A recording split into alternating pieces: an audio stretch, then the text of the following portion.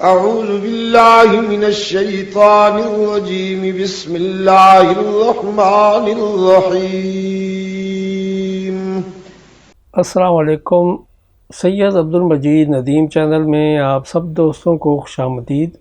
12 ستمبر 1984 Orangi town Karachi میں سیدنا عثمان غنی رضی اللہ تعالیٰ عنہ کے موضوع پر خطاب فرما رہے ہیں حضرت علامہ سید عبد المجید ندیم شاہ صاحب رحمۃ اللہ علیہ. تو آئیے ہم سب مل کر ان کا یہ خطاب سنتے ہیں.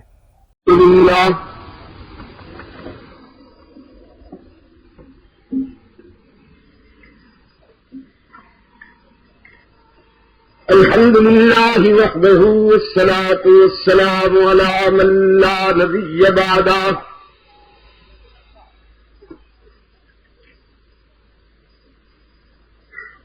وعلى آله وأصحابه الذين أوفوا عهده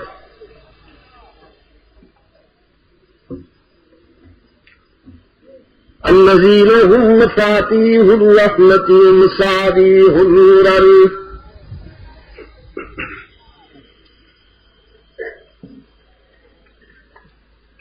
أعوذ بالله من الشيطان الرجيم.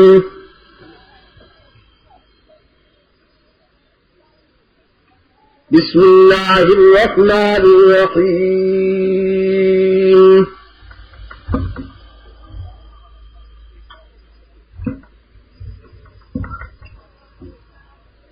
لقد رضي الله عن المؤمنين إذ يبايعونك تحت الشجرة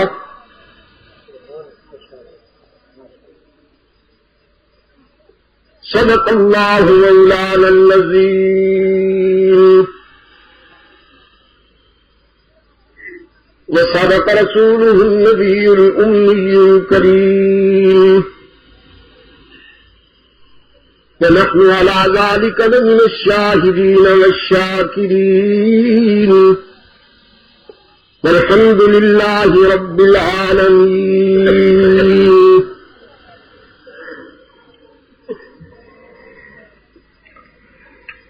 صدر جلسہ، صدر مجلس،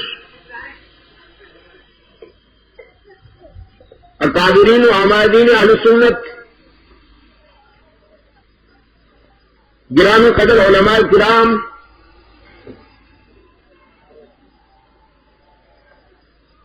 محترم بزرگوں اور عزیز دوستوں،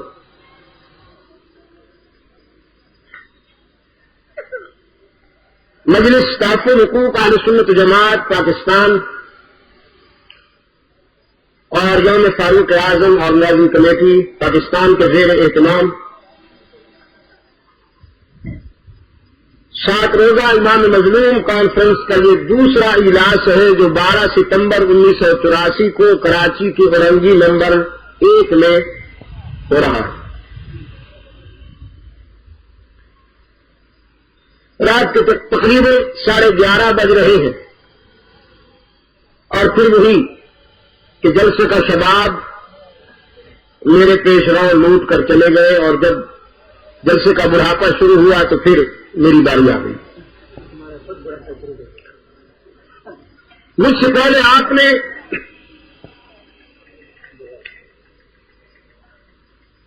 حافظ حدیث امام اہل سنت مدظلہ سے درد و رقت میں ڈوبی ہوئی باتیں جو بڑے دل نشین انداز میں انہوں نے فرمائی سیرت عثمان ذو النورین سے متعلق اور عثمان ذو النورین کے استاد کامل سے متعلق.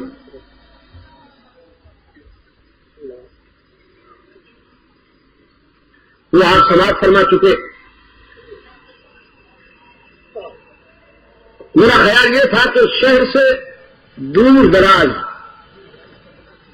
واقع اس علاقہ میں جو جلسہ ہو رہا ہے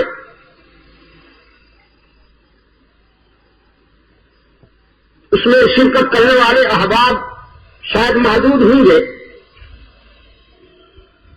لیکن مجھے یہ دیکھ کر دلی مسرت حاصل ہو رہی ہے کہ الحمدللہ تعالی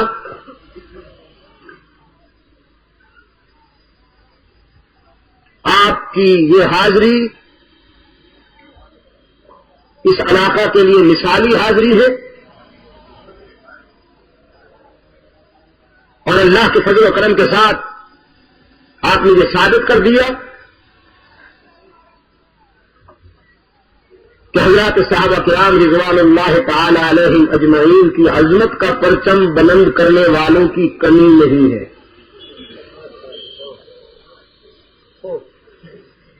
توحیداً ایک بات ذہن میں بٹھا لیجیے، حضرات صحابہ کرام رضوان اللہ تعالی علیہم اجمعین سرکار دو عالم صلی اللہ علیہ وسلم کی نمائندہ جماعت بھی ہے، اور خود ذات اقدس صلی اللہ علیہ وسلم کا عملی تعارف بھی۔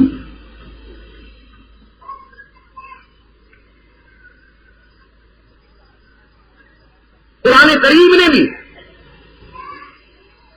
مختلف مقامات پر یہ فرمایا، آمنوا کما آمن الناس، کہیں ارشاد ہوا فَإِنْ آمَنُوا بِمِثْلِ مَا آمَنْتُمْ بِهِ فَقَدِ اهْتَدَوْا۔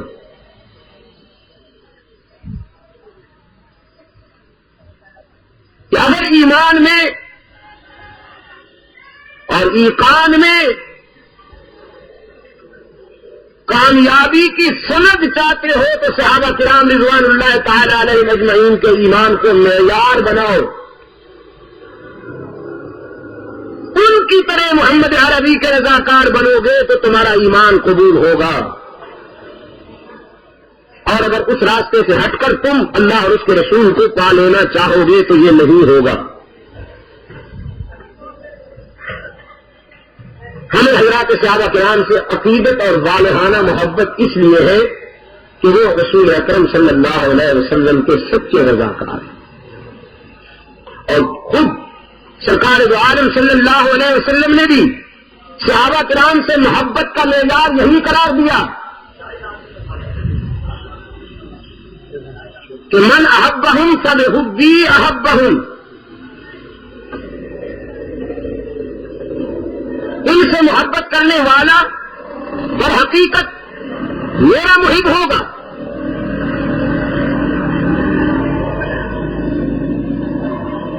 اعمال کو اور کردار کو معیار نہیں بنایا اللہ کے رسول نے، اپنی نسبت کو معیار بنایا۔ یہ نہیں فرمایا کہ صحابہ کرام سے محبت کرنا ان کے سیرت و کردار کی وجہ سے ہوگا، بلکہ یہ کہا گیا کہ صحابہ کرام سے اس لیے محبت کی جائے کہ وہ میرے رضاکار ہے، وہ میرے ہیں اور میں ان کا ہوں۔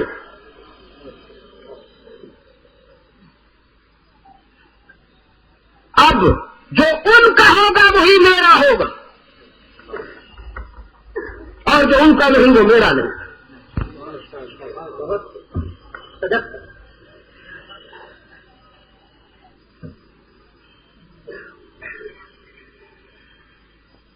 دور حاضر میں بالخصوص عجم کی کوکھ سے بڑے حسین فتنے جنم لے رہے ہیں، اور ان فتنوں میں ایک یہ بھی ہے کہ صحابہ کرام رضوان اللہ تعالی علیہم اجمعین پر تنقید کے نشتر چلانا تقریباً فیشن بن گیا۔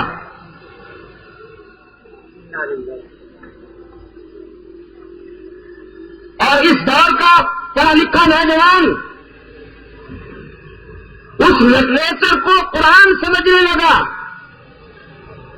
جس میں صحابہ کرام کی کردار کشی کی گئی ہو، صرف اس لیے کہ اس کی بائنڈنگ بڑی اچھی ہے، اس کا ٹائٹل بڑا حسین ہے، اس کا پیپر بڑا نفیس ہے، اس کا انداز تحریر بڑا پرکشش ہے، اور تاریخ کے ان بوسیدہ حوالوں کی آڑ میں اس جماعت کی کردار کشی کرنا کہ جو قرآن و سنت کے آئینے میں بیدار ہے، میرے نزدیک دور حاضر کی سب سے بڑی نظریاتی چور بازاری۔ بھولیے گا نہیں کہ جماعت رسول کو اگر آپ نے پرکھنا ہو، جماعت رسول کو اگر آپ نے پرکھنا ہو تو تاریخ کے ٹوٹے ہوئے آئینے میں نہیں، قرآن و سنت کے بیدار آئینے میں دیکھی۔ تاریخ نے کسی کو معاف کیا ہے؟ اگر حضرت عثمان پر تاریخ کیچڑ اچھالتی ہے تو تاریخ نے حضرت علی کو کب معاف کیا؟ تاریخ نے حضرت حسین کو کب معاف کیا؟ لاؤ پھر وہ حوالے اور اپنی خطابتی صلاحیتوں کو بروئے کار لاتے ہوئے بڑے پرکشش انداز میں آپ کو سناؤں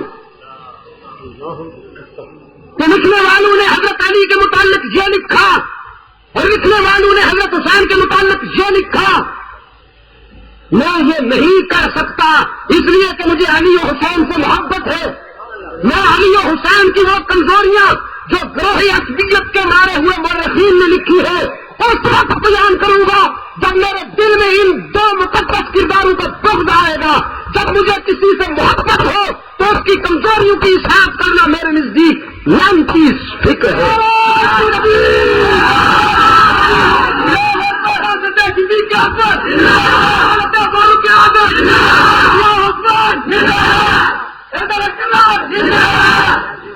سنیے ایک بات انسانی نفسیات کی کہتا ہوں، ایک منٹ کے لیے تحقیق کو چھوڑیے، خانوں کو اور لائبریریوں کو ایک منٹ کے لیے رہنے دیجیے۔ انسانی نفسیات کی بات، محبت خوبیاں ڈھونڈتی ہے اور بغض عیب تلاش کرتا ہے۔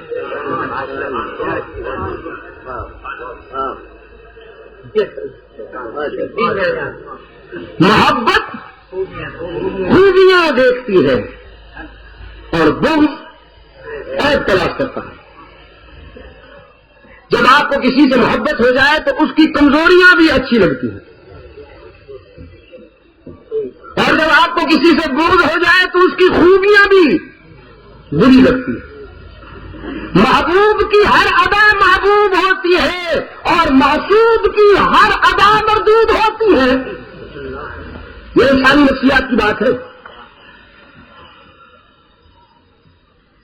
ایک نیک آدمی پورے علاقے میں احترام کی نظر سے دیکھا جاتا تھا، لیکن بیوی اس کو نہیں مانتی تھی۔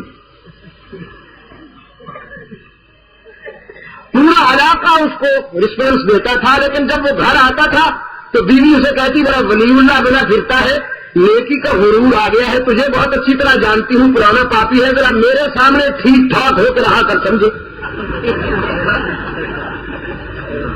تو بیچارہ بڑا پریشان اللہ سے دعائیں کرتا تھا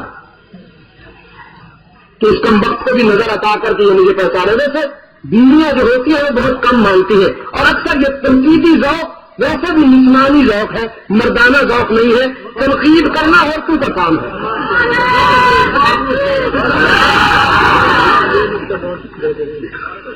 کیا صاحب، مرد تو کچھ قوت بازو سے کر دکھاتے ہیں اور کچھ ہوتا نہیں تو تنقید ہی کرتی رہتی ہے۔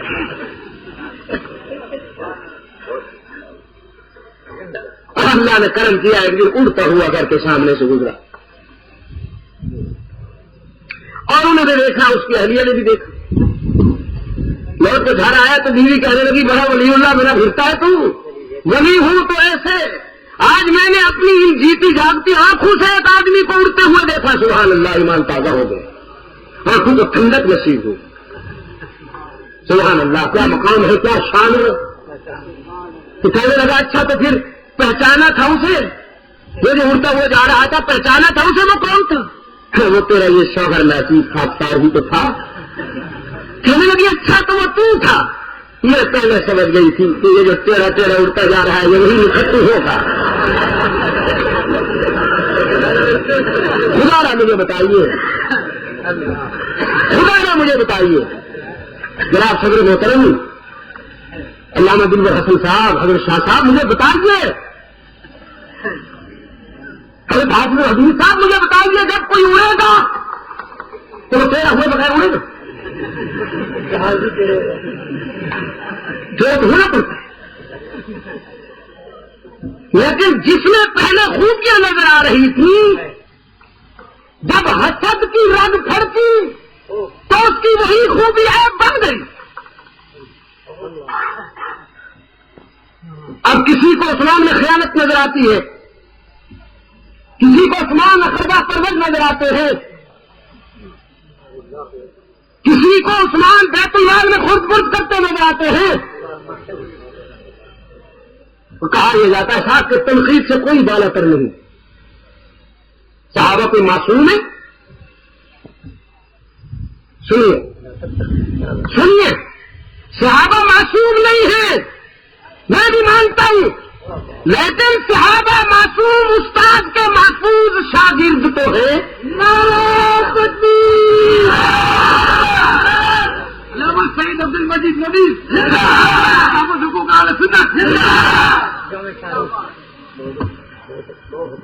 صحابہ معصوم نہیں ہے، میں دہراتا ہوں یہ الفاظ. لیکن اگر ضرورت ہے تو آئیے، صحابہ معصوم نہیں ہے، لیکن صحابہ معصوم استاد کے محفوظ شاگرد تو ہیں. اب بات کرتا ہوں، پیغمبر معصوم ہوتا ہے، گناہ کر نہیں سکتا، اور صحابہ محفوظ ہوتے ہیں، خدا انہیں گناہ کرنے نہیں دیتا.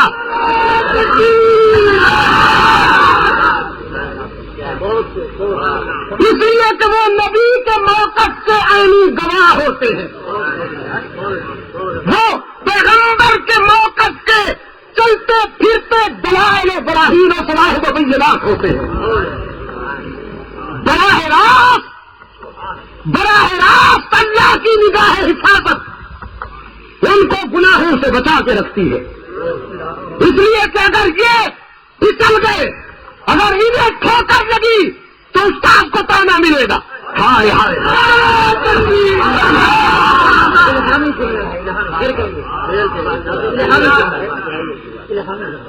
اگر یہ پھسل گئے،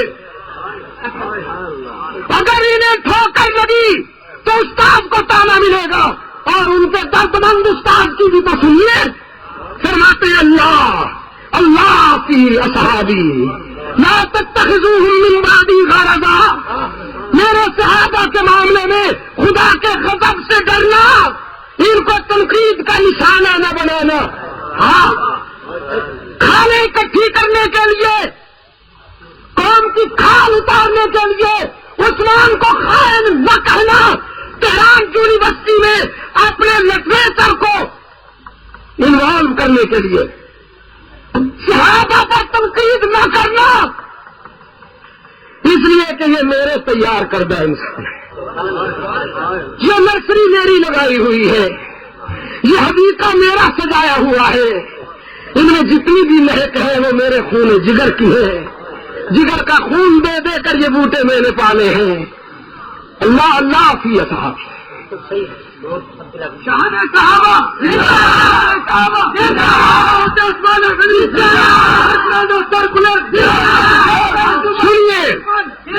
سنیے میرے عزیز دوستو، ہمیں صحابہ میں کوئی عیب نظر نہیں آتا. صحابہ سے میری مراد صرف صدیق اکبر نہیں، فاروق اعظم نہیں، عثمان ذو النورین نہیں، طلحہ زبیر نہیں، خالد بن ولید نہیں، سعد بن ابی وقاص نہیں، عمرو بن عاص نہیں، سلمان و بلال و ابو ہریرہ و ابن مسعود و ابن عمر ابن عباس نہیں، حسن حسین و سیدنا معاویہ نہیں، بلکہ حضرت علی بھی ہے. ہمیں ان میں کوئی عیب نظر نہیں آتا، اس لیے کہ ان کا استاد بے عیب ہے. انہوں نے جس ادارے سے فیض حاصل کیا وہ ادارہ بے عیب ہے، جس نے انہیں پرکھا ٹٹولا وہ منتہل بے عیب ہے. ان کو پرکھنے ٹٹولنے والا جانتے ہو کون ہے؟ چاہیے بھی اسی کو تھا کہ وہ پرکھے اور ٹٹولے محمد کی جماعت کو. امت میں سے کوئی شخص اس پوزیشن میں نہیں ہے کہ وہ جماعت رسول کو پرکھے اور ٹٹولے. باپ کو حق پہنچتا ہے کہ وہ بیٹے کی اصلاح کے لیے اس پر تنقید کرے، بیٹے کو حق نہیں پہنچتا کہ وہ باپ کی پگڑی میں ہاتھ ڈالے۔ اگر بیٹا باپ کی پگڑی میں ہاتھ ڈالے گا تو اس کی نسبت مشکوک ہو جائے گی، اس کا خون مشکوک ہوگا۔ اللہ کو یہ حق پہنچتا ہے، اس نے صحابہ کو پرکھا اور پٹولا۔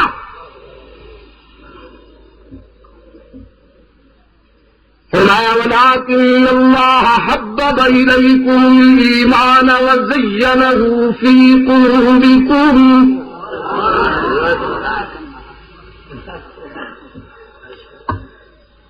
ہم تعالیٰ نے ان انسانوں کے دل کی دنیا میں ایمان کا بیج بویا،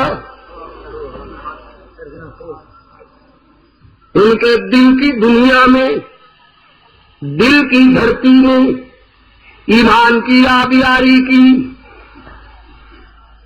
وَزَيَّنَهُ فِي قُلُوبِكُمْ، اسے سجایا، سنوارا اور جس طرح چاہا مزین کیا۔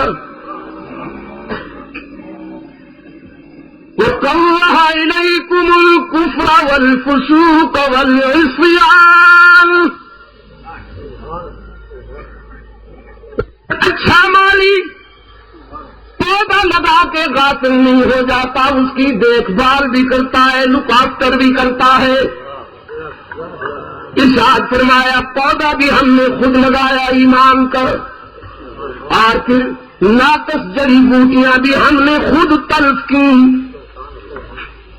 تقدیر کے، وہ کیا کہتے ہیں اس کو جس سے وہ، ہاں تقدیر کے کھرپے سے۔ وَكَرَّهَ إِلَيْكُمُ الْكُفْرَ وَالْفُسُوقَ وَالْعِصْيَانَ۔ کفر، فسق اور معصیت کی ناقص جڑی بوٹیاں بھی ہم نے خود تلف کی۔ وہ پودا جوان ہو گیا، درخت بن کر تناور ہو گیا۔ حق تعالیٰ نے فرمایا اولئک الذین امتحن اللہ قلوبہم للتقوی۔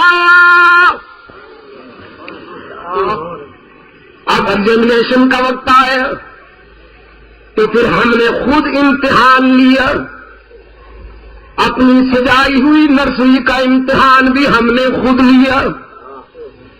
الہ العالمین آنکھوں کا امتحان لیا کہ دیکھتے کیا رہے، زبان کا امتحان لیا کہ بولتے کیا رہے،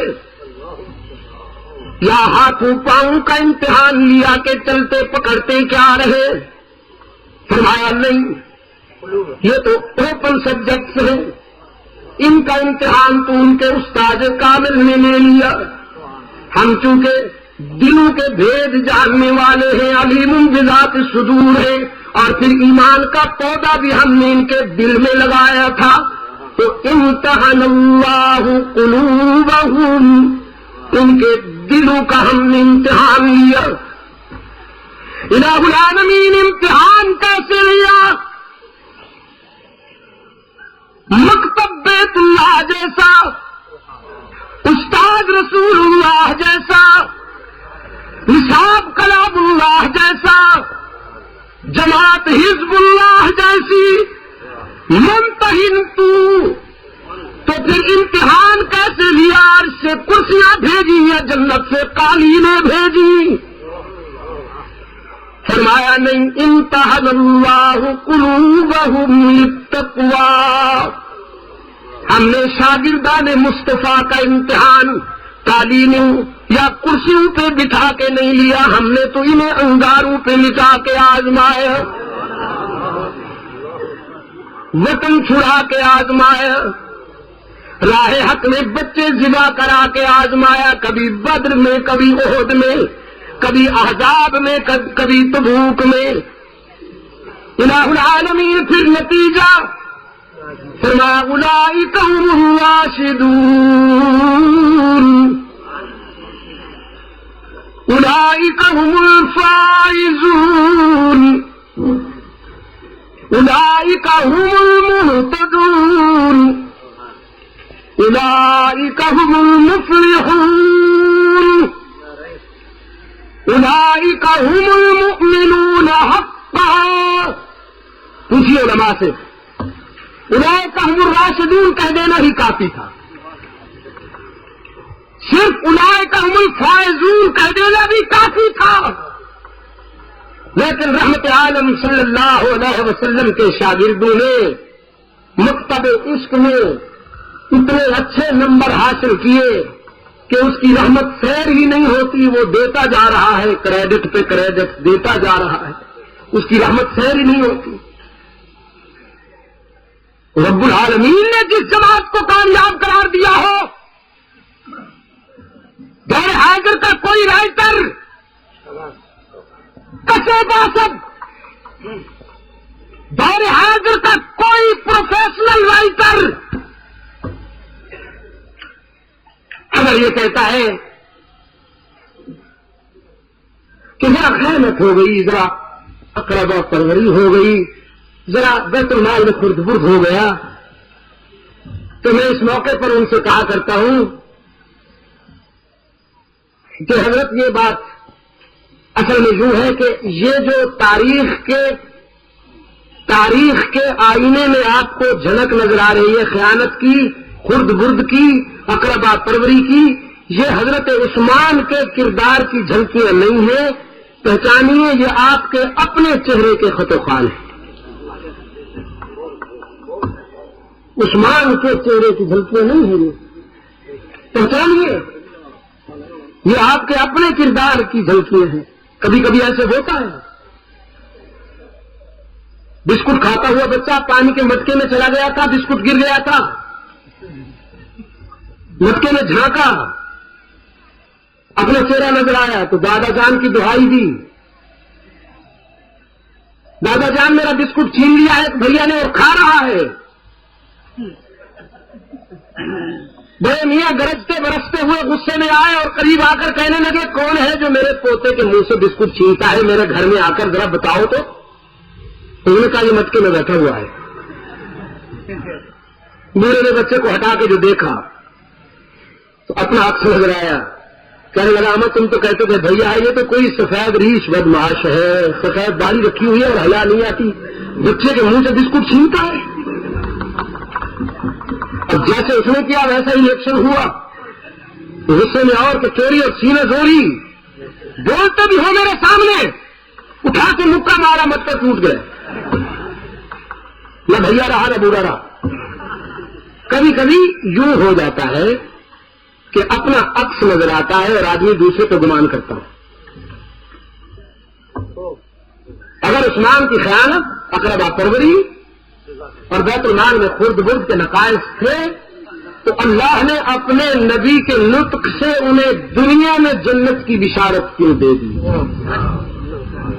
حضرت فرما رہے تھے، علامہ صاحب فرما رہے تھے کہ وہ یہ بشارتین ہیں، 2 مرتبہ نطق رسالت نے انہیں جنت کی بشارت دی. دیکھیے سنیے، میں کسی کی دلاداری کہیں آپ یہ سمجھیں، حلفم باللہ سمت اللہ، میں نہیں چاہتا کہ کسی کی دلاداری ہو، لیکن حضرت عثمان کی کردار کشی کرنا کیا یہ ہماری دلاداری نہیں؟ ہم کون ہوتے ہیں؟ ہماری دلاداری کیا حیثیت رکھتی ہے؟ حضور کی دلاداری ہوتی. عثمان ذوالنورین پر تنقید کرنا اور ان پر خیانت کا الزام لگانا براہ راست اللہ کے رسول کی دلاداری ہوتی ہے. یہ بڑی عجیب بات ہے کہ مسلمان ہونے پر بھی اصرار ہے،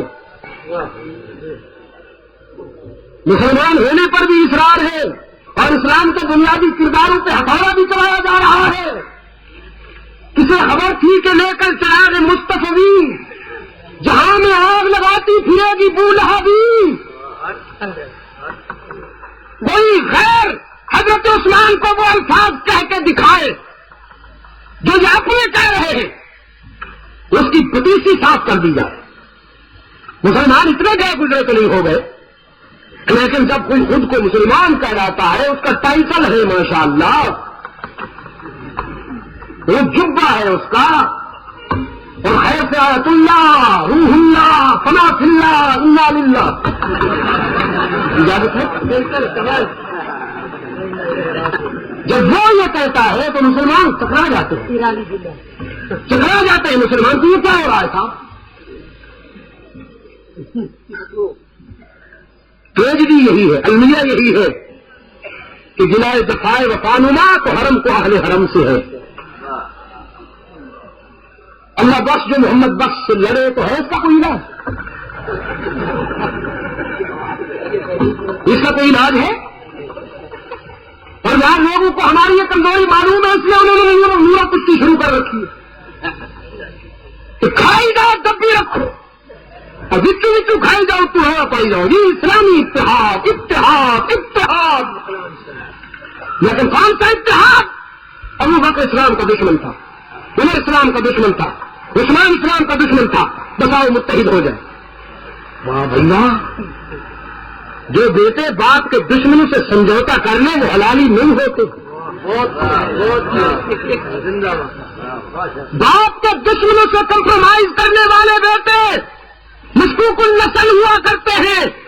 اتحاد ہم بھی چاہتے ہیں، لیکن اتحاد کی بنیاد وہی ہوگی جو آج سے کچھ عرصہ پہلے ہم نے اسی پلیٹ فارم سے کہا تھا. کیا اتحاد کا مظاہرہ کرتے ہیں؟ ایک کامن میٹنگ بلاؤ، چاہو تو اس ملک کا جو بڑا ہے ہیڈ آف اسٹیٹ ہے وہ صدر بنے، اور چاہو تو دنیا میں سے جس کو بڑا سمجھو اس کو بلا لو اور وہ اس اجلاس کی صدارت کرے. پھر اتحاد کا مظاہرہ کرتے ہو. میں علی المرتضیٰ کا مقام بیان کروں گا، تم معاویہ کا مقام بیان کرو.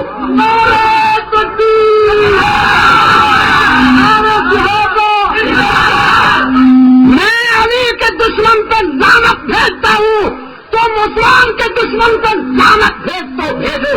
میں سیدہ فاطمہ کے دوپٹے پر انگلی اٹھانے والے کو مردود کہتا ہوں، تم حضرت عائشہ کے دوپٹے پر انگلی اٹھانے والے کو ملعون کہو.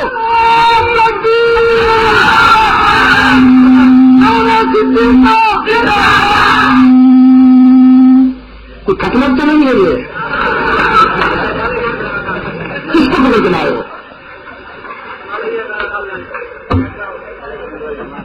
ایسے لوگ تو خطرناک ہوتے ہیں. عزیز دوستوں، یہ ہے اتحاد کا فارمولہ. اس سے ہٹ کر کوئی فارمولہ قابل قبول نہیں. اس سے ہٹ کر کوئی فارمولہ قابل قبول نہیں ہوگا. اگر کوئی یہ سمجھتا ہے کہ میں صحابہ پر تنقید کرتا پھروں، صحابہ کرام کی کبھی اچھالتا پھروں، صحابہ کرام کی کردار خوشی کرتا پھروں اور پھر بھی اتحاد کی افیون تقسیم کرتا پھروں، تو یہ افیون نہیں چلے گی، یہ سمجھنگ نہیں چلے گی. اتحاد محبت کی بنیاد پہ ہوتا ہے، منافقت کی بنیاد پہ نہیں. ابھی میں نے بہت سی باتیں آپ سے کرنی ہے، ہنگامہ ہوگی. ابھی تو یہ باضابطہ طور پر دوسرا اجلاس ہے، چلے گی. اتحاد محبت کی بنیاد پہ ہوتا ہے، منافقت کی بنیاد پہ نہیں. ابھی میں نے بہت سی باتیں آپ سے کرنی ہے، ہنگامہ ہوگی. ابھی تو یہ باضابطہ طور پر دوسرا اجلاس ہے. حضرت فرما رہے تھے آپ نے حدیث مدعین کہ کچھ عرصے کے بعد، کچھ عرصہ نہیں تھا وہ، اقبال نے کہا ہے نا، پلٹ کر جھپٹنا، جھپٹ کر پلٹنا، نہیں گرم رکھنے کا ہے ایک بہانہ. تو میرے پلٹ کر جھپتے ہیں ہم، جھپٹ کر پلٹے تھے اور پلٹ کر جھپتے ہیں. کچھ لوگوں نے گھی کے چراغ جلائے تھے تو یہ سب دور ہو گئے. نہیں، ہم پلٹ کے جھپٹتے ہیں، جھپٹ کے پلٹتے ہیں، اور انشاءاللہ تیرے اس 7 نمازیں جو قضا کرتے ہیں ایک ہی سجدے میں قضا ساری ادا کرتے ہیں.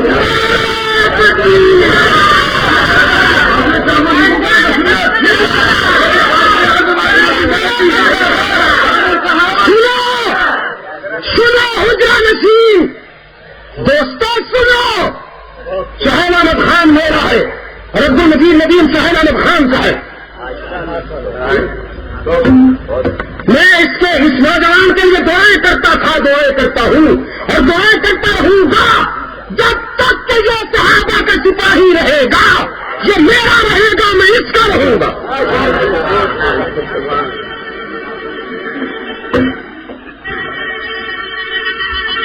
اتحاد کا فارمولہ یہی ہوگا، آج کل آئندہ یا جب کبھی اتحاد کا فارمولہ یہی ہوگا، محبت محبت اور محبت، منافقت نہیں۔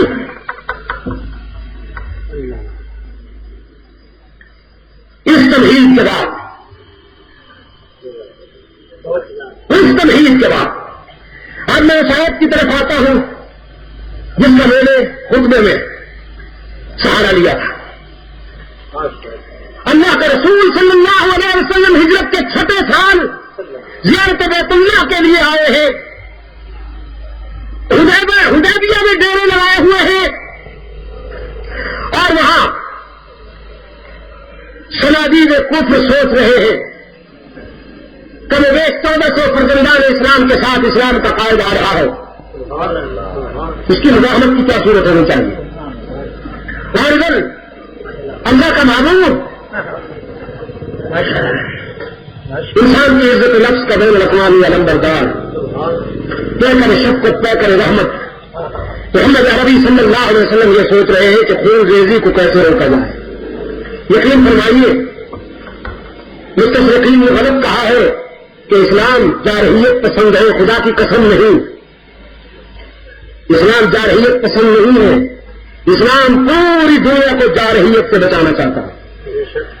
بے شک اسلام تلوار اٹھاتا ہے، لیکن اس وقت جب کوئی حصہ قابل علاج نہ رہے، ڈاکٹر جسم کے اسی حصے کو کاٹتا ہے جو حصہ قابل علاج نہ رہے، اور جس کی بیماری سے انسان کا پورا وجود خطرے میں ہو، تو بالآخر ڈاکٹر آپریشن پر مجبور ہو جاتا ہے۔ اسلام بے شک بدر و احد کے مرحلوں سے گزرا، یرموک و تبوک و مدائن و لیکن اسی وقت اسلام نے تلوار اٹھائی جب انسانی برادری کا کوئی حصہ قابل علاج نظر نہ آیا، اور اس کے جارحانہ تیور پوری نسل انسانی کے وجود کو خطرے میں ڈالتے ہوئے نظر آئے، تو پھر اسلام نے اس معصوم کا علاج کیا۔ لیکن بیسیکلی اسلام پوری انسانیت کو جارحیت سے بچانے کا عالم بنتا۔ اور محمد عربی، میں ایک بات کہا کرتا ہوں صلی اللہ علیہ وسلم، میرا تو وہ انقلابی قائد ہے کہ جو دشمن جان سے بھی صلح کے لیے بے قرار ہوتا ہے۔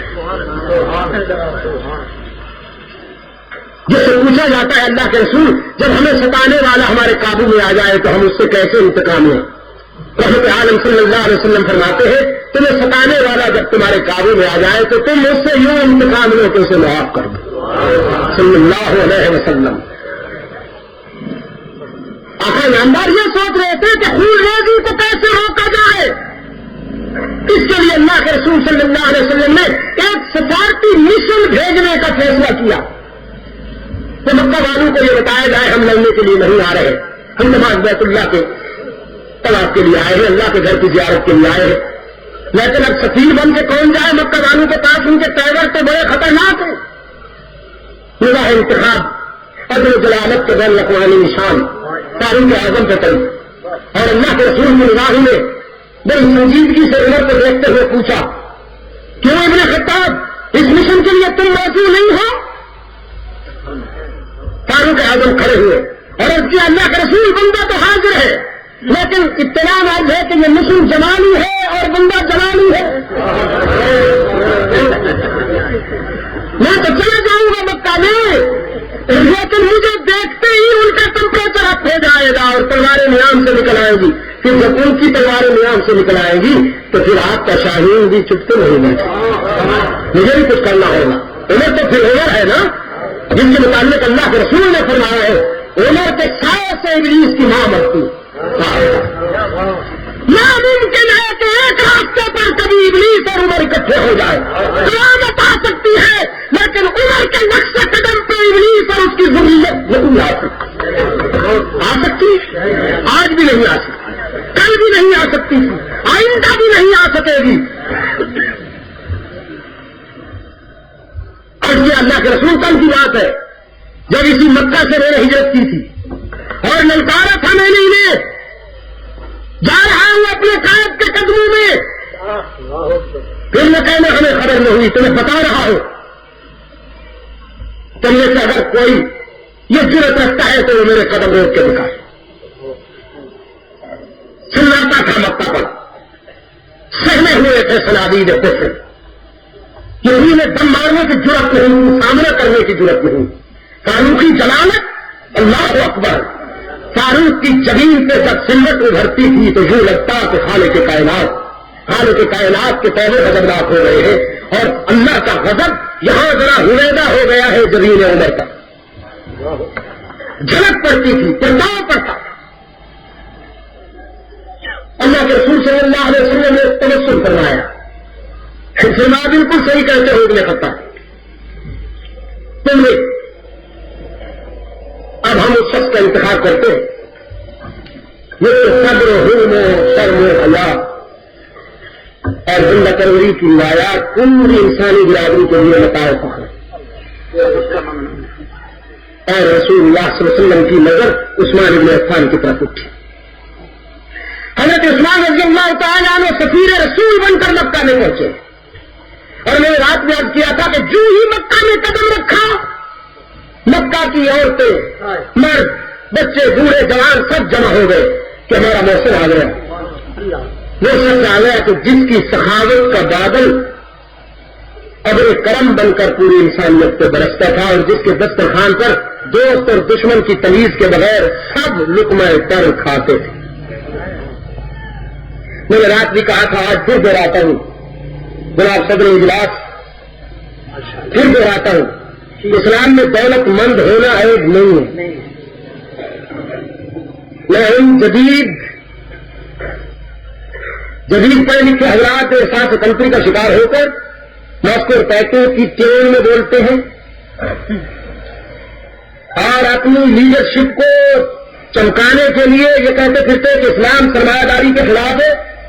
میں بتا دینا چاہتا ہوں کہ اسلام سرمایہ پرستی کے خلاف ہے، سرمایہ داری کے خلاف نہیں ہے. اسلام ذاتی ملکیت کو، پرسنل پراپرٹی کو تسلیم کرتا ہے، لیکن اس دولت کی بل پر رعونت، غرور اور تکبر کی اجازت نہیں دیتا.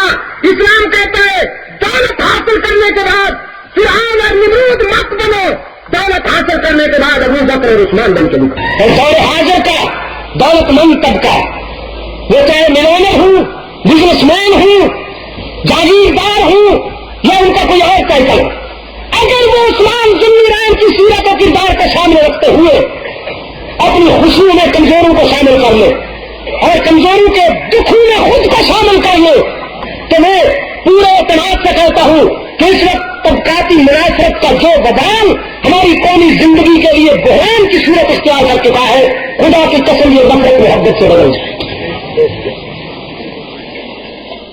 لیکن ان حالات میں کہ ایک شخص آسمان کو چھو رہا ہے اور دوسرا زمین سے چپکا ہوا ہے، ایک شخص کے کتوں کو مکھن ہضم نہیں ہوتا اور دوسرے کے بچوں کو ڈسپلن نہیں ملتی، اور پھر اس کے اوپر ٹائٹل لگایا جاتا ہے تقدیر کا کہ صاحب یہ تو مقدر کی بات ہے کہ مجھے ہمیں میدا ملا ہے اور تمہیں دال روٹی نہیں ملتی. اس ملک مار کا نام تقدیر نہیں ہے، اس ملک قصور کا نام تقدیر نہیں ہے، اور اگر تم اس کو تقدیر کہو گے تو محروم طبقہ پھر تقدیر سے بھی باری ہو جائے گا. مت کہو اس کو تقدیر.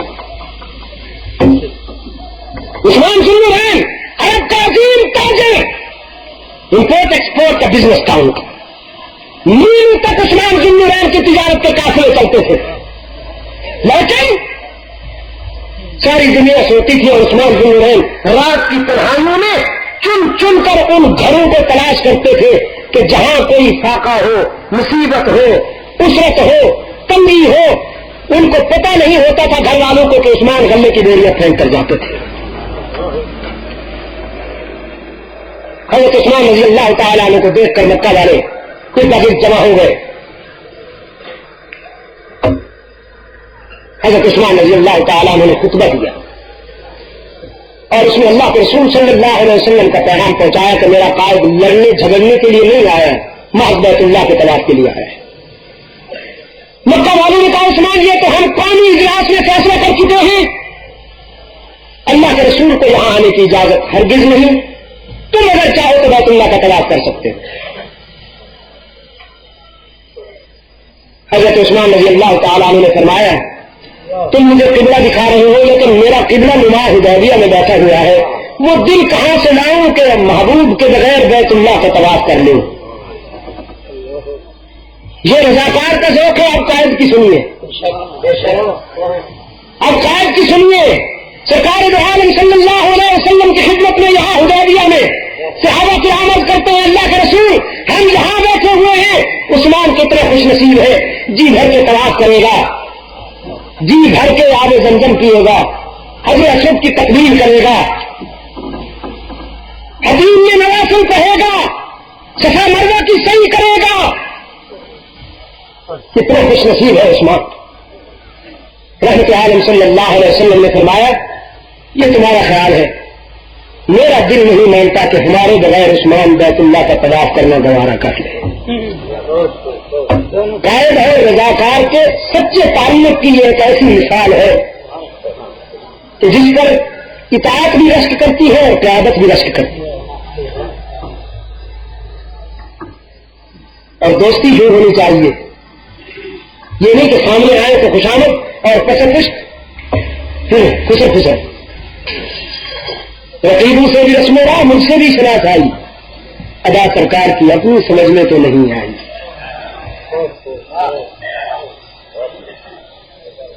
اور علامہ ابن تیمیہ رحمۃ اللہ علیہ نے بڑی اچھی بات لکھی ہے. فرماتے ہیں عثمان بن نورین کا یہ جواب مشرکین مکہ کے لیے موجب اشتہار تھا اور انہوں نے فرق غضب میں حضرت عثمان بن نورین کو نظر بند کرنے کا فیصلہ کہ ہماری پیشکش کو ٹھکرا دیا. ہم نے اتنی بڑی پیشکش کی کہ تم بیت اللہ کا طواف کر کے واپس جا سکتے ہو اور یہ رسول اللہ کے بغیر کہتا ہے میں طواف بھی نہیں کروں گا. نظر بند کر دیے اور حدیبیہ میں یہ افواہ پھیل گئی بلکہ پھیلا دی گئی مکہ والوں کی طرف سے کہ عثمان تو شہید ہو گئے. اللہ کے رسول صلی اللہ علیہ وسلم جب یہ سنتے ہیں سر کے اضطراب میں اپنے شاگردوں کو جمع کر کے فرماتے ہیں سب سے پہلے میری بات سن لو پھر تم فیصلہ کرو. میرا اعلان یہ ہے کہ عثمان کے خون کا بدلہ لیے بغیر مدینہ کی طرف رخ نہیں کروں گا، چاہے اس کے لیے میری جان بھی کیوں نہ چلی جائے. جس طرح کے تاریخ میں حضرت عثمان کی اور انفرادیتیں ہیں، یہ بھی انفرادیت ہے کہ کسی کے خون کا بدلہ لینے کے لیے کسی پیغمبر نے اپنی جان داؤ پہ لگانے کا اعلان کیا ہو. عثمان کے علاوہ اور کوئی انسان نہیں، صرف عثمان ہے جس کے خون کا بدلہ لینے کے لیے پیغمبر نے اپنی جان داؤ پہ لگانے کا اعلان کیا اور پیغمبر بھی امام الانبیاء والمرسلین جیسا.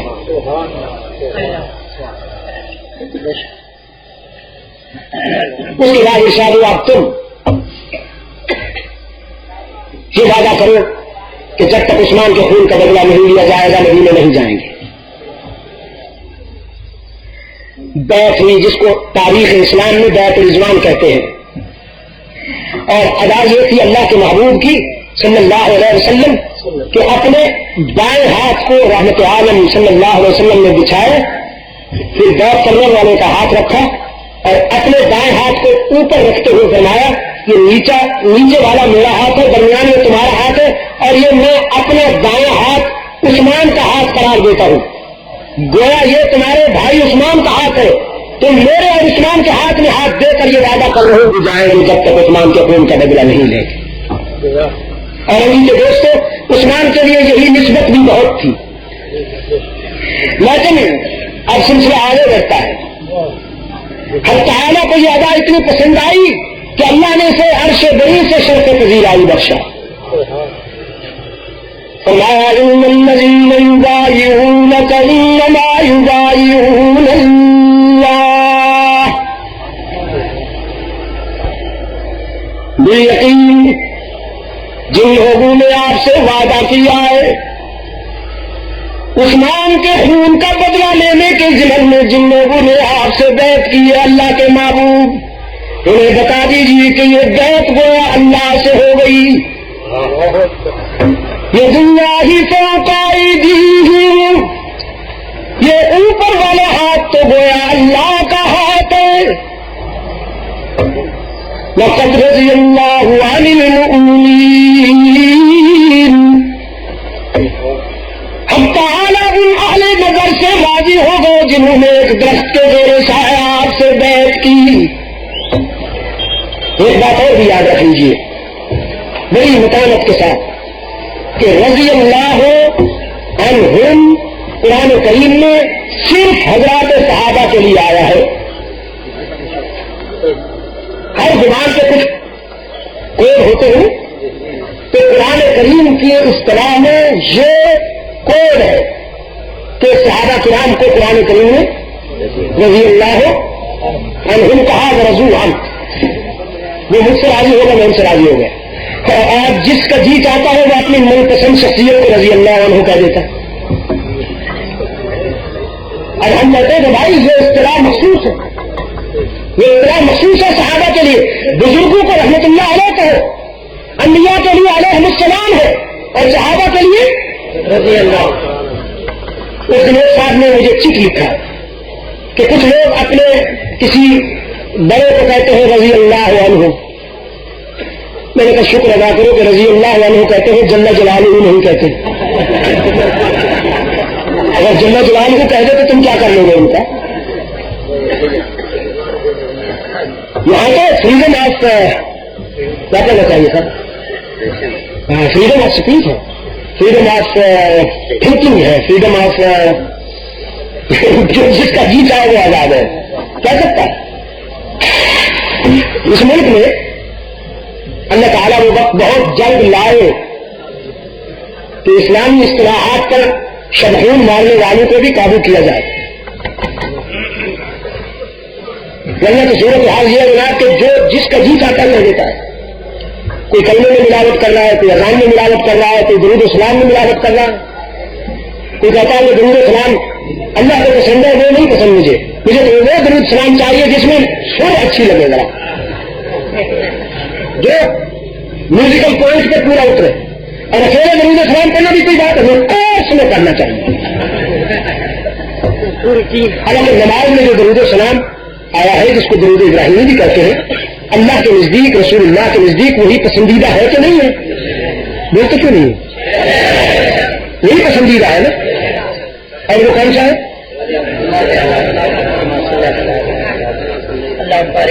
اللہم صلی علی محمد وعلی آل محمد کما صلیت علی ابراہیم وعلی آل ابراہیم انک حمید مجید. اللہم بارک علی محمد وعلی آل محمد کما بارکت علی ابراہیم وعلی آل ابراہیم انک حمید مجید. یہی ہے نا, یہ نماز میں یہی پڑھتا نا قیام کی حالت میں. جی نماز میں کس وقت پڑھتے ہو درود السلام, اور اگر کوئی قیام کی حالت میں پڑھ لے تو نماز نہیں ہوگی. یہ تو نماز بتاؤں گے, لیکن میرا خیال یہ ہے کہ اس کو سجدہ سال کرنا پڑے. اور سجدہ سال کے معنی یہ ہوتے ہیں کہ غلطی ہو گئی تھی اس کا ازالہ ہو جائے. جو معنی بھگت رہا ہے تو وہ سجدہ سال کرتا ہے. اب درود السلام پڑھنا غلطی, درود السلام پڑھنا تو شہادت ہے. درود السلام پڑھنے سے 10 نیکیاں ملتی ہیں, 10 گناہ معاف ہوتے ہیں, اللہ کریم کی طرف سے 10 رحمتیں آتی ہیں. وہ شخص بڑا خوش نصیب ہے جو درود السلام ورد زبان رکھتا ہے. تو یہاں سجدہ سال کیوں؟ تو درود السلام پڑھنا غلطی نہیں, قیام کی حالت میں پڑھنا غلطی تھی. اللہ کی منشا یہ ہے کہ جب تم بیٹھ جاؤ تو اس وقت درود السلام پڑھو. قیام میرا حق ہے. جب قیام میں کھڑے ہو تو میرے سوا کوئی تصور ذہن میں مت لاؤ. جب رکوع میں ہو تو میری تصویر کرو, جب سجدے میں ہو تو میری تصویر کرو. اس لیے تو رکوع میرا حق ہے, سجدہ میرا حق ہے, قیام میرا حق ہے. سجدے میں میرے سوا کسی کا تصور نہ آئے, رکوع میں میرے سوا کسی کا تصور نہ آئے, قیام میں میرے سوا کسی کا تصور نہ آئے. لیکن میرے محبوب کے ذکر کے بغیر نماز مکمل نہیں ہوگی. جب تک ان پر سلام نہیں بھیجو گے عبادت تمہارے منہ کو مار دوں گا. درود و سلام پڑھنا ہے, لیکن جب بیٹھ جاؤ ادب کے ساتھ اور احترام کے ساتھ تو اس وقت درود و سلام کرو. تو اللہ کو درود و سلام میں قیام پسند ہے یا قعود پسند؟ میں کہ اجمی فتنہ کاری ہے، اجمی فتنے سے دوستوں جس کو جو جی چاہتا ہے وہی کہتا ہے. اور جب ہم یہ کہتے ہیں کہ اسلامی اصطلاحات کو تحفظ ملنا چاہیے تو کہا جاتا کہ مل سکتا یہ فرقہ واریت. میں آپ سے پوچھتا ہوں یہ فرقہ واریت ہے یا ملامت فرقہ واریت؟ اگر کوئی یہ کہے کہ مسجد حرام اور مسجد نبوی کے میناروں سے بلند ہونے والی اذان سچی نہیں ہے اور جو ہم نے بنائی ہے وہ سچی ہے، یہ فرقہ واریت ہے کہ نہیں؟ مسجد حرام اور مسجد نبوی ہمارے فکر کا مرکز ہے، ہماری سوچ کی اساس ہے، بنیاد ہے، وہیں سے ساری دنیا میں سچائیاں تقسیم ہوتی ہیں. اگر کوئی اس مرکز پہ سنگداری کرتا ہے تو وہ اسلام میں مرکزیت کا ورنہ نوٹ کرنا چاہتا ہے اور یہ فرقہ واریت ہے. ہم اس ملک سے فرقہ واریت ختم کرنا چاہتے ہیں اور ہم یہ کوشش کر رہے ہیں کہ اسلام میں جو اصطلاحات ہیں وہ محفوظ رہے، کلمے میں ملاوٹ نہ ہو، اذان میں ملاوٹ نہ ہو.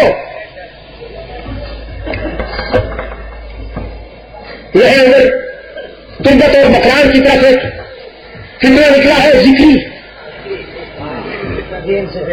پاکستان یہاں کراچی میں بھی شاید اس کی کچھ وہ کہتے ہیں نماز روزہ حج زکات سب بتوسلا بس ذکر ہونا چاہیے. اصل میں ہے تو راہ فرار نوجوان نسل کو اسلام سے دور لے جانے کے لیے ایک گہری سازش. میں نے کہا اسلام کا جیسے میں پہلے عرض کر چکا ہوں کہ اسلام سے وابستگی کو بھی اسرار اور اسلام کی بنیادیں کھودنے کا بھی سلسلہ شروع ہے. ہم یہ کہتے ہیں یا یہ لوادہ اتار دو اور یا کم از کم اسلام کی بنیادوں کو تھوڑا مت چلاؤ. حضرت سلیمان علیہ السلام کے زمانے میں ایک پرندے نے استغاثہ کیا تھا کبوتری نے کہ کسی شخص نے میرے خاوند کو مار ڈالا ہے، میں بیوہ ہو گئی ہوں. حضرت سلیمان علیہ السلام جو تھے وہ پرندوں کی زبانیں بھی سمجھتے تھے اور جس طرح کے انسانی سوسائٹی کے جھگڑے نمٹاتے تھے اسی طرح پرندوں کے معاملات بھی نمٹاتے تھے. تو اس پرندے نے آ کر استغاثہ کیا کہ ایک صاحب نے شکاری نے میرے خاوند کو مار ڈالا ہے اور مجھے اس طرح تنازع میں انصاف چاہتا. حضرت سلیمان علیہ السلام نے اس شکاری کو بلایا، بڑا عجیب ہولیا اس کا، بڑا عجیب اسٹائل، دور سے دیکھنے میں بڑا عجیب، بڑا شاندار، بڑا پرکشش، بالکل قاتل مگر معصوم. حضرت سلیمان علیہ السلام نے اس پرندے کو کہا یہی ہے، پرندہ بھی بالکل یہی ہے. دیکھنے میں تو بڑا پاکیزہ نظر آتا ہے، بس اس نے کہا جی اسی کی مہربانی. حضرت سلیمان علیہ السلام نے اس سے کہا کیا واقعی تم نے اس کے شوہر کو مارا یعنی کبوتر کو شکار کیا؟ اس نے کہا جی بالکل کیا ہے، اس لیے کہ وہ حلال ہے، وہ حلال ہے اور ہمیں حکم ہے، وہ اللہ نے ہماری رضا بنایا ہے اسے، میں نے کوئی جرم تو نہیں کیا. حضرت سلیمان علیہ السلام نے فرمایا بالکل ٹھیک ہے، یہ تو بات اس کی غلط نہیں ہے. پھر کبوتری سے کہا تمہیں کیا اعتراض ہے، وہ تو حلال ہے، تم بھی حلال ہو، خطرہ کی یادی تمہیں بھی. اب وہ پرندہ عرض کرتا ہے اللہ کے پیغمبر مجھے اس پہ اعتراض نہیں ہے، اس نے شکار کیوں کیا؟ میں بھی جانتی کہ اللہ نے ہمیں انسان کی غذا بنایا ہے، ہم حلال ہیں. مجھے اس پر اعتراض ہے کہ لباس پہن رکھا ہے بزرگوں والا اور کام کرتا ہے شکاریوں والا. کس سے کہا جائے کہ یا لباس بدل دو یا شکار چھوڑ دو. شاید ہم اسی ٹریجڈی سے دو چار ہیں، ہم اسی ٹریجڈی سے دو چار ہیں کہ لباس اسلام کا پہن رکھا ہے اور اسلام کی بنیادیں کھودی جا رہی ہیں. یہ باور کرایا جا رہا ہے کہ صاحب رسول اللہ نے جو سب سے پہلے انسان تیار کیے وہ معیار حق و صداقت کے پورے نہ اترے، فلاں سے یہ غلطی ہو گئی، فلاں سے یہ غلطی ہو گئی، فلاں سے یہ غلطی ہو گئی، تاکہ دنیا کے سامنے یہ بات آ جائے کہ جو پیغمبر اپنے ارد گرد بیٹھنے والے انسانوں کو معیاری انسان نہیں بنا سکا وہ قیامت تک کے لیے انسانی قافلے کی قیادت کیسے کر سکتا ہے؟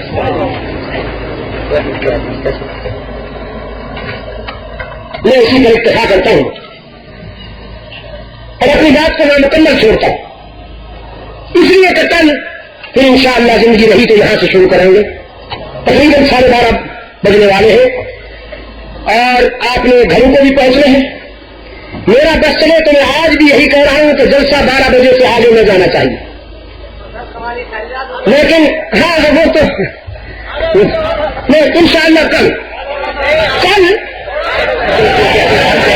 مانو نا. ٹھیک ہے جانتا ہوں ماننا ہوگا آپ نے میری گزارش کو ماننا ہوگا انشاءاللہ. کل آپ نے جوڑیا بازار میں مسجد دارالسلام میں اس سے بھی زیادہ جوش و خروش کے ساتھ پہنچنا ہے، اس سے زیادہ جوش و خروش کے لیے میرے لیے نہیں پہنچنا، مجلس تحفظ حقوق اہل سنت کے لیے نہیں پہنچنا، جامع فاروق اعظم آرگنائزنگ کمیٹی کے لیے نہیں پہنچنا، مظلوم اسلام کے لیے پہنچنا. اور یہ مطالبہ صحیح کیا میرے عزیز نے کہ ذوالحجہ میں بھی ریڈیو ٹی وی سے گانا بجانا بند ہونا چاہیے کہ نہیں ہونا چاہیے؟ ہونا چاہیے. اور اگر نہ کیا گیا تو انشاءاللہ ہم بند کروائیں گے. ٹھیک ہے کہ نہیں؟ محرم میں گانا بجانا نہیں ہوتا، اچھی بات ہے، ہمیں خوشی ہے. میرا دس چلے تو پورا سال نہ ہو، میرا دس چلے تو گانے بجانے والیاں 2.5 من کی بیگ میں ان کو تنخواہ دینے کے بجائے 20 لگائی جائے اور 1 گنی جائے. اور سمجھے کہ نہیں؟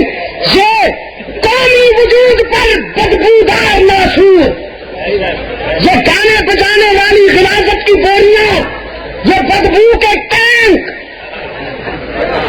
جن کو پہلو میں بٹھایا جاتا ہے، جنہیں درشن کرایا جاتا ہے، جنہیں 9 گھنٹے آنکھوں کے سامنے رکھ کر آنکھیں ٹھنڈی کی جاتی ہے.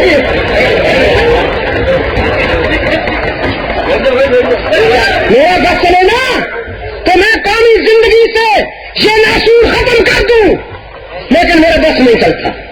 میرے پاس یہی زبان ہے، لیکن انشاءاللہ یہ زبان نہیں بکے گی، انشاءاللہ یہ زبان نہیں بکے گی. یہ زبان وقت ہے اللہ کی توحید کے لیے، یہ زبان وقت ہے آمنہ کے لال کی رسالت کے لیے، یہ زبان وقت ہے ابو بکر کی صداقت کے لیے، یہ زبان وقت ہے عمر کی عدالت کے لیے، عثمان کی شہادت کے لیے، علی کی شہد و ولایت کے لیے، خالد کی شجاعت کے لیے، عمرو بن عاص کی عسکری جلالت کے لیے، معاویہ کی سیاست کے لیے، قومی سلامتی کے لیے یہ زبان وقت ہے. انشاءاللہ نہ جھکے گی نہ بکے گی.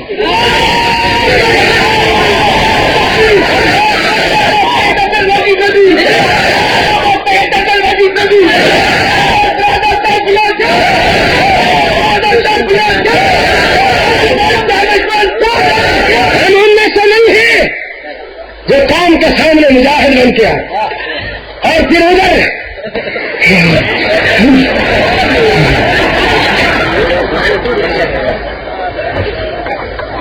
اللہ ہمیں اس راستے پر استقامت نصیب.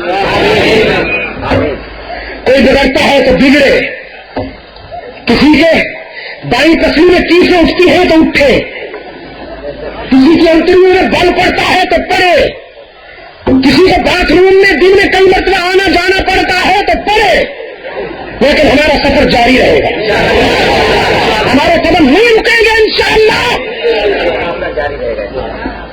گانے بجانے والے قوم کے محسن ہیں یا قوم کے دشمن ہیں بتاؤ؟ قرآن سے دور کرو. آپ حضرت عثمان ذی النورین کی سیرت کے لیے خریدا ہوا ایک مولوی صاحب محسوس قسم کا اسٹائل بنا کے آئے ہیں، گاڑی کے ہاتھ نہیں کرتا ہوا، میرا بھی یقین 10 منٹ کی تقریر جھاڑے گا، تقریر کم کرے گا اور گھڑی کی سوئی کی طرف زیادہ دیکھے گا. اس لیے کہ اگر دیر ہو گئی تو پروگرام پروڈیوسر کہیں اٹھا کے نہ لگا دے اور قوم کو یہ بتایا جائے گا کہ صاحب آخر عثمان کے لیے 10 منٹ کی تقریر ہوئی.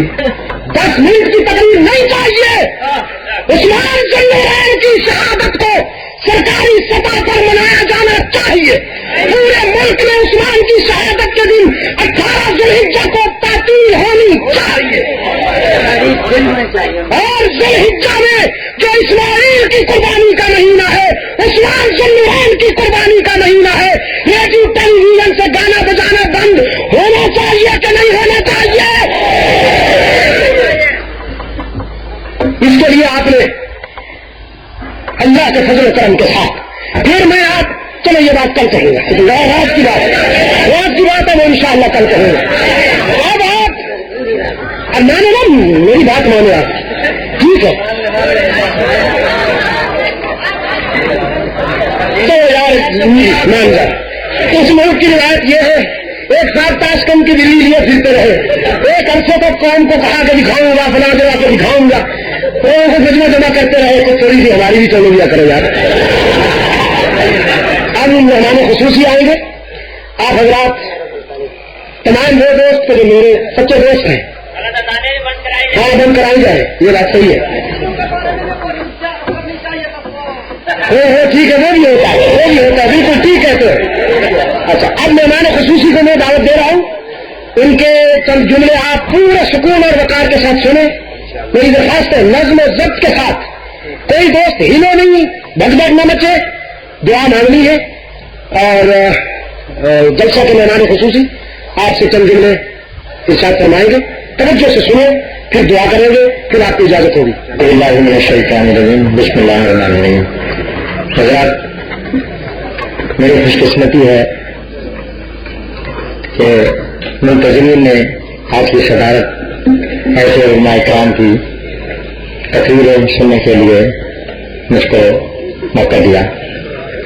کچھ لوگوں نے یہاں مجھے بتایا گیا، یہ کہا گیا کہ یہ سیاسی، ہمیں بلا کر سیاسی جلسہ بنایا جا رہا ہے، تو میں یہ عرض کروں گا کہ KMC کے جتنے الیکشن ہوئے ہیں وہ غیر سیاسی بنیاد پر ہوئے ہیں، اور کوئی بھی KMC کا نمائندہ یہ نہیں کہہ سکتا کیونکہ اس نے حلف کیا ہے کہ وہ سیاسی بنیاد پر آیا ہے۔ تو میں افسوس کروں گا کہ لوگ اس کو سیاسی بنانا چاہتے ہیں، حالانکہ یہ مذہبی تقاریر ہیں، اس میں سچائیاں بیان کی جاتی ہیں جو قرآن کا ذریعہ ہے۔ میں افسوس کروں، جہاں تک میرا تعلق ہے، میں ہر محفل میں جاتا ہوں، ہر ایک کی بات سنتا ہوں۔ میں ایک رات میں قرآن کریم کی تلاوت بھی سنتا ہوں، نعت بھی سن لیتا ہوں، دوسرے دن صبح نبی حضرات کی کھانے جمع ہونے کے بچوں میں انعام بھی تقسیم اسی 12 گھنٹے میں کرتا ہوں۔ پھر خدا کا کرم ہے کہ صورتی والوں کی اسی دن نئی عمارت مسجد کا پتھر بھی اللہ میرا راہ سے رکھاتا ہے۔ تو میرا اصول یہ ہے کہ اللہ اور اس کے رسول اور اس کے قرآن پر میرا ایمان ہے اور قیامت پر میرا یقین ہے۔ میں سب کے ساتھ محبت کے ساتھ رہنا چاہتا ہوں، اور آج سے یہی درخواست کروں گا کہ ہم سب مل جل کر اللہ اور اس کے رسول پر اور اس کے قرآن پر پورا یقین رکھیں اور ان کے کام پر عمل کریں۔ بہت بہت شکریہ۔ راولپنڈی کانفرنس میں ہے اللهم صل على صراط المستقيم اللهم زينا بزينة الإسلام وجعلنا هداة مهتدين اللهم نذر قلوبنا بنور الإيمان وأحسن أخلاقنا بنور القرآن إله العالمين دنیا اسلام کی مدد فرما، مسلمان جہاں کہیں مظلوم ہے ان کی دستگیری فرما، ملت اسلامیہ کو صہیونی اور نصرانی سازشوں سے محفوظ و مأمون فرما۔ الہ العالمین ہمارے فلسطینی بھائیوں کی مدد فرما، لبنان میں شعلے بھڑک رہے ہیں انہیں ٹھنڈا کر دے، افغانستان کے مسلمانوں کی مدد فرما، انڈیا کے مسلمانوں کی حفاظت فرما، انہیں ہندو اور سکھوں کی تنگ نظری اور تعصب سے اور جارحیت سے محفوظ و معمول فرما، وطن عزیز کو امن و سلامتی کا گہوارہ بنا، پاکستان کو نظریاتی منزل مرحمت فرما۔ مسلمان برے صغیر کے کروڑوں مسلمان جو خون سے گزر کر جس مقصد کے لیے ساحل آزادی تک پہنچے تھے، خداوندہ ہمیں اس مقصد سے ہمکنار فرما، اور وہ مقصد صرف اور صرف قرآن و سنت کا نظام علی منہاج خلافت راشدہ دور خلافت راشدہ کی روشنی کے مطابق وہ منصفانہ طرز زندگی جو شاگردان رسول نے اپنے دور میں پیش کیا دنیا کے سامنے، الہ العالمین ہمیں اس عادلانہ طرز زندگی سے ہمکنار فرما۔ جو لوگ پاکستان میں اسلام کے نظام کو خلوص کے ساتھ لانا چاہتے ہیں ان کی مدد فرما، تمام روحانی جسمانی بیماروں کو شفا کاملہ عطا فرما، ہم سب کو راہ حق میں استقامت نصیب فرما۔ میرے اہل سنت بھائیوں کو الہ العالمین اس سے زیادہ بیداری اور شعور عطا فرما، انہیں اپنے اور اپنے بچوں کے مستقبل کی حفاظت کے لیے وہ شعور عطا کر، وہ نظر عطا کر کہ یہ دوست اور دشمن کو پہچان سکے۔ الہ العالمین آج کے اس پروگرام کی ترتیب و تشکیل میں تیرے جن مخلص بندوں نے، ہمارے عزیز نوجوانوں نے کوشش کی، ہم دعا کرتے ہیں اللہ ان سب کو دنیا اور عقبہ میں عزت نصیب فرمائے، اور آپ تمام دوست جو دور دراز سے اتنی بڑی تعداد میں تشریف لائے، اللہ آپ کو اس سے زیادہ بیداری نصیب فرمائے۔ وصلی اللہ تعالی علی خیر خلقہ محمد وعلی آلہ واصحابہ وبارک وسلم۔ ابھی آپ حضرت علامہ سید عبد المجید ندیم شاہ صاحب رحمۃ اللہ علیہ کو سماعت فرما رہے تھے۔ آپ سب دوستوں سے گزارش ہے کہ میرے اس چینل کو سبسکرائب، لائک اور شیئر کریں، اور ان علماء کرام کے بیانات کو آگے بھی شیئر کیا کریں تاکہ دین کی باتیں اور دوستوں تک بھی پہنچ سکیں۔ آپ سب دوستوں کا بہت شکریہ۔ ملتے ہیں ایک نئی ویڈیو کے ساتھ، تب تک کے لیے اللہ حافظ۔ پاکستان پائندہ باد۔ صدق اللہ مولانا العظیم۔